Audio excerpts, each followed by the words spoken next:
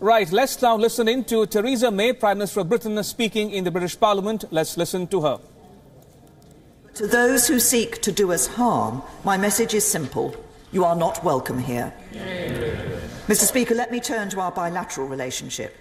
As I said on Monday, we have had a very simple approach to Russia and track the intentions of those travelling to the UK who could be engaged in activity that threatens the security of the UK and of our allies.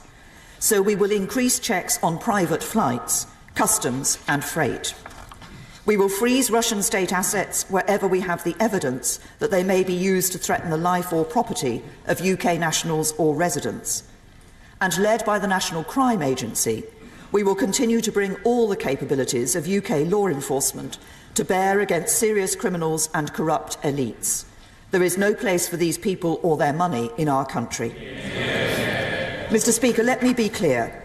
While our response must be robust, it must also remain true to our values as a liberal democracy that believes in the rule of law. Many Russians have made this country their home, abide by our laws, and make an important contribution to our country, which we must continue to welcome. But to those who seek to do us harm, my message is simple. You are not welcome here. Mr. Speaker, let me turn to our bilateral relationship. As I said on Monday, we have had a very simple approach to Russia: engage but beware.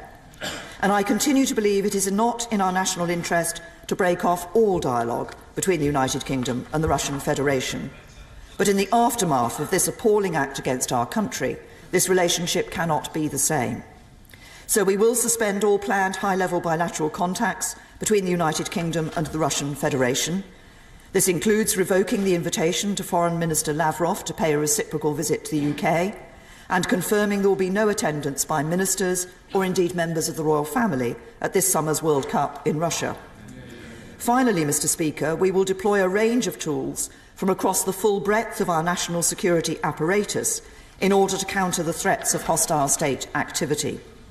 While I have set out some of these measures today, members on all sides will understand that there are some that cannot be shared publicly for reasons of national security. And of course there are other measures we stand ready to deploy at any time should we face further Russian provocation. Mr. Speaker, none of the actions we take are intended to damage legitimate activity or prevent contacts between our populations. We have no disagreement with the people of Russia, who have been responsible for so many great achievements throughout their history. Many of us looked at a post-Soviet Russia with hope. We wanted a better relationship, and it is tragic that President Putin has chosen to act in this way.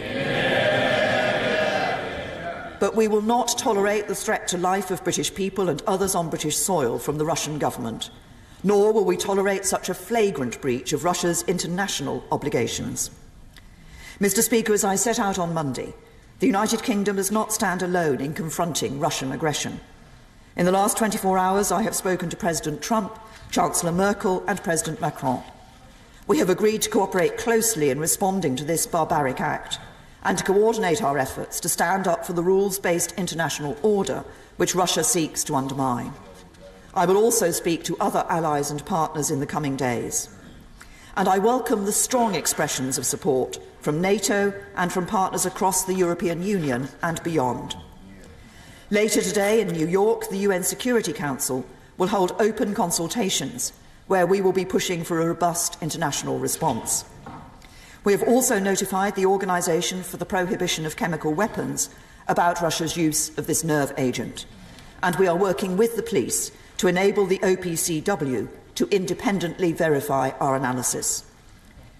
Mr. Speaker, this was not just an act of attempted murder in Salisbury, nor just an act against the UK. It is an affront to the prohibition on the use of chemical weapons, and it is an affront to the rules-based system on which we and our international partners depend. We will work with our allies and partners to confront such actions wherever they threaten our security at home and abroad, and I commend this statement to the House. Thank you, Mr. Speaker.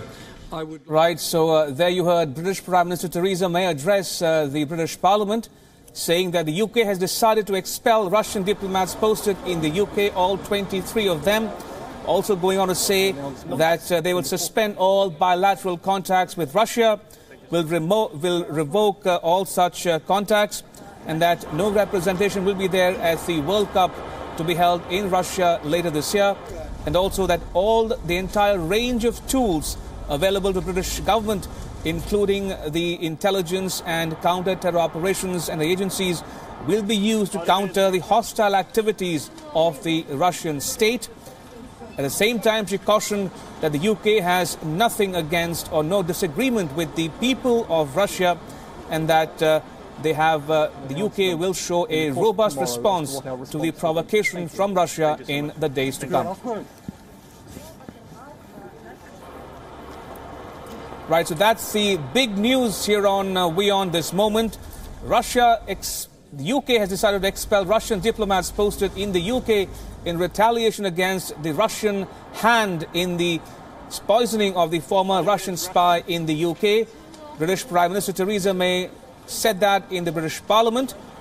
She also said that they will suspend all bilateral contacts with Russia going forward, and that there'll be no attendance or representation from the UK at this year's World Cup to be hosted by Russia, and that the UK will not shy away from employing the entire range of tools available to it to counter Russia's so-called hostile activities. At the same time, she took care to mention that the UK has no disagreement with the people of Russia, and that the UK can be expected to go in for a robust response to the provocation from the Russian side, especially after the poisoning of the former Russian spy Skripal in the UK.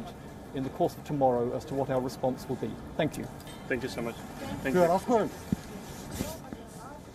So that's the big news we are breaking here on WION this moment. British Prime Minister Theresa May has just finished addressing the Parliament in London. She has announced that the UK will expel all Russian diplomats posted in London, and that the UK will, from here onwards, suspend all bilateral contacts with Russia, and that the British government will be guided by a simple policy, that of engage but beware. She described the poisoning of Russian spy Skripal as an appalling act, and that the Russian diplomats will have 1 week to leave the UK. Right, so we'll stay on this story for the moment, and we'll try to get you a 360-degree view of what exactly and where exactly is the Russia-UK relations headed. In the meantime, I'm told my colleague Aisha Sindhu is joining me from the WION newsroom. Aisha, we heard Theresa May speaking in the British Parliament just a short while ago. She decided to expel Russian diplomats, and she says the UK can be expected to mount a robust response to the provocation from the Russian side.